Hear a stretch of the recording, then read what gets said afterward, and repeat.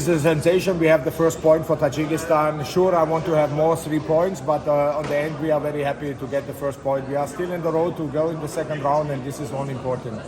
I don't care if we go as first, second or third in the second round, because in second round this is our goal. Прежде всего, это сенсация. Мы заполучили свое первое очко. Конечно, мы хотели 3, но вышло так, как вышло, и мы все еще на пути в следующую стадию. Наша задача просто выйти в следующий этап. Доволен ли игрой сегодняшнего матча? I'm satisfied with the players. I'm very satisfied. I can be really proud. Don't forget, Alisher Shukurov is a very young player, plays first time in front of this.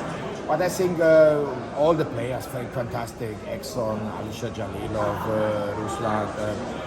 Rustam, here also Kamolov, Nazarov, Zuir, Anonov, Safarov, Umar Bayev again. And I think it was fantastic from the players. It is a teamwork, and we make it. And don't forget, we was missing today the best striker of Tajikistan, Manager Jalilov, and we lost in the last days Amirbek Jurabayev. And it's not so easy for Tajikistan to find solutions so fast.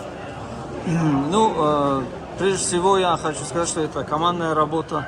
И все вышеперечисленные игроки сыграли фантастически. Не забывайте, что Шукуров молодой игрок, и он сразу же, скажем, вышел в старте и сыграл, достойно заменил. И мы потеряли Манучера Джалилова, снова напоминаю, и Парвиз, и Амирбека Джурабоева. И это не так легко в условиях Таджикистана, в условиях маленькой страны тут же найти замену. Поэтому, и, конечно же, я очень доволен.